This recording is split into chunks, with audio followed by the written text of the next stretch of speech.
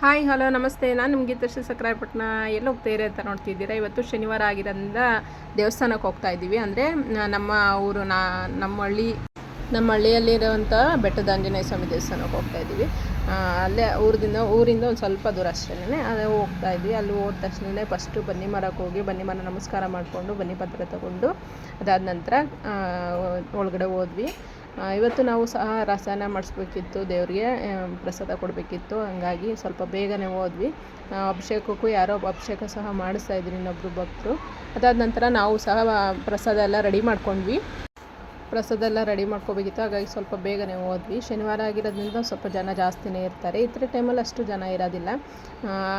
ಅಂದರೆ ಇಲ್ಲಿ ಬಂದು ಬೆಟ್ಟದ ಆಂಜನೇಯ ಸ್ವಾಮಿ ಅಂತಂದರೆ ಇಲ್ಲೆಲ್ಲ ಸಹ ಮೂಡಿರೋಂಥದ್ದು, ಯಾವುದು ಸಹ ಕೆತ್ತಿ ಮಾಡಿ ಇಟ್ಟಿರುವಂಥ ದೇವರಲ್ಲ ಇದೆಲ್ಲ ಮುಡಿರೋಂಥದ್ದು. ಇದು ಎದುರುಗಡೆ ಇರೋದು ಭೂತರಾಯ ಕಿಂಚಾಯ ಸರ್ಪಣಿ ಇದು ಅಂತ ಹೇಳ್ಬಿಟ್ಟು ಸರ್ಪ ಎಲ್ಲ ಇದೆ. ಹಾಗಾಗಿ ಇಲ್ಲೂ ಸಹ ವರ ಭೂತರಾಯ ಅಂತ ಪೂಜಿರೋದು. ಇಲ್ಲಿ ಆಂಜನೇಯ ಸ್ವಾಮಿ ಪಾದ ಇದೆ ಹೊರಗಡೆ ಗರುಡ ಇದರಲ್ಲಿ. ಅದಾದ ನಂತರ ಇಲ್ಲಿ ಒಳಗಡೆ ಇರುವ ಗರ್ಭಗುಡಿಲಿ ಯಾವುದೇ ಮೂರ್ತಿ ಸಹ ಇಲ್ಲಿ ಕೆತ್ತಿರುವಂಥದ್ದಲ್ಲ, ಎಲ್ಲ ಸಹ ಮೂಡಿರೋಂಥ ಮೂರ್ತಿಗಳು ಇಲ್ಲಿ ತುಂಬ ಹಿಂದಿನ ಕಾಲದಿಂದನೂ ನಡೆದು ಬಂದಿದೆ. ತುಂಬ ಶಕ್ತಿಯುಳ್ಳ ಆಂಜನೇಯ ಸ್ವಾಮಿ ಹೇಳ್ಬೇಕಂದ್ರೆ ಇಲ್ಲಿ ಏನೇ ಕೇಳಿದ್ರು ಸಹ ತುಂಬ ಚೆನ್ನಾಗಿ ಅಪ್ಪಣೆ ಆಗುತ್ತೆ. ಇಲ್ಲಿ ಏನು ಅಪ್ಪಣೆ ಆಗುತ್ತೆ ಅದೇ ಥರನ ಸಹ ಜನಗಳು ಸಹ ನಡ್ಕೊತಾರೆ.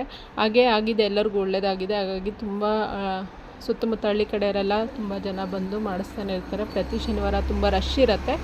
ಹಾಗೆ ನಾವು ಸಹ ಎಲ್ಲ ಹೋಗಿ ಪ್ರಸಾದ ಎಲ್ಲ ರೆಡಿ ಮಾಡಿಕೊಟ್ಟು ಪೂಜೆಗೆ ಕೊಟ್ಟಿದ್ವಿ. ಅಭಿಷೇಕ ಇತ್ತಲ್ಲ, ಹಾಗಾಗಿ ಸ್ವಲ್ಪ ಲೇಟ್ ಆಯಿತು. ಅಭಿಷೇಕ ಎಲ್ಲ ಮುಗಿಸ್ಕೊಂಡು ನಾವು ಸಹ ಪೂಜೆ ಆಯಿತು.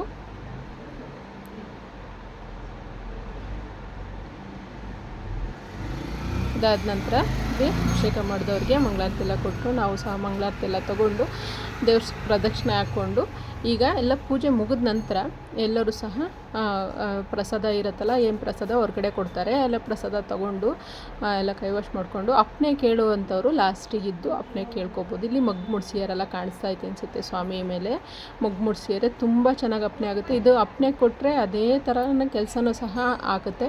ಆಗಲ್ಲ ಅಂದರೆ ಆಗಲ್ಲ, ಆಗುತ್ತೆ ಅಂದರೆ ಆಗುತ್ತೆ. ಆ ಥರ ತುಂಬ ಚೆನ್ನಾಗಿ ಅಪ್ಪಣೆ ಆಗುತ್ತೆ. ಹಾಗೆ ಇಲ್ಲಿಂದ ಇನ್ನೊಂದು ವಿಶೇಷ ಏನಂತಂದರೆ ಇಲ್ಲಿ ಪಕ್ಕದಲ್ಲಿರುವ ಮೂರ್ತಿ ಇದೆಯಲ್ಲ, ಚಿಕ್ಕದಾಗಿ ಮೂರ್ತಿ ಇದೆಯಲ್ಲ,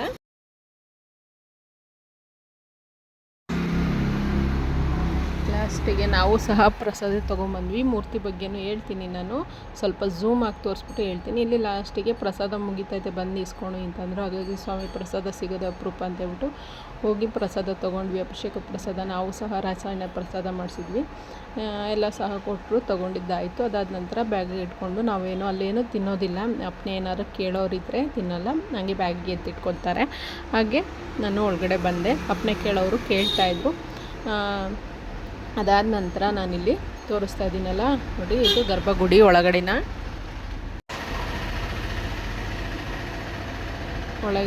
ಗರ್ಭಗುಡಿ. ಇದು ನೋಡಿ ಎಷ್ಟು ನೀಟಾಗಿ ಅಲಂಕಾರ ಮಾಡಿರ್ತಾರೆ ಪ್ರತಿಯೊಂದು ಸಹ.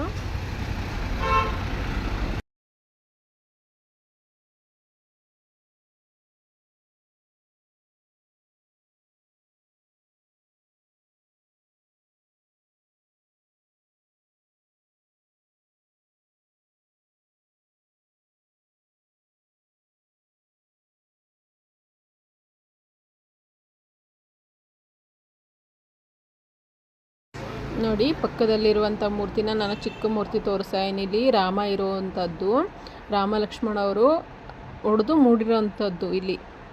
ಇದು ಮೇಯ್ನು, ತುಂಬ ಚೆನ್ನಾಗಿದಾಗುತ್ತೆ. ಇಲ್ಲೂ ಸಹ ಅಪ್ಪಣೆ ಆಗುತ್ತೆ. ರಾಮನ ಇದರಲ್ಲಿ ಆಗೋದು ಇಲ್ಲಿ ಶ್ರೀರಾಮ ಹೊಡೆದು ಮೂಡಿರೋವಂಥದ್ದು ತುಂಬ ಅಂದರೆ ತುಂಬ ಚೆನ್ನಾಗಿದೆ. ಅಂದರೆ ಸಡನ್ಲಿ ನೋಡಿದವರಿಗೆ ಗೊತ್ತಾಗಲ್ಲ, ಅಲ್ಲಿ ನೋಡಿದವರಿಗೆ ಹತ್ರದಿಂದ ನೋಡಿದವರಿಗೆ ಗೊತ್ತಿರುತ್ತೆ. ಹೊಸೊಬ್ಬರೆಲ್ಲ ಕೇಳ್ತಾ ಇರ್ತಾರೆ. ಹಾಗಾಗಿ ತುಂಬ ಶಕ್ತಿಯುಳ್ಳ ದೇವರು ಅಂತ ನಂಬಿಕೆ.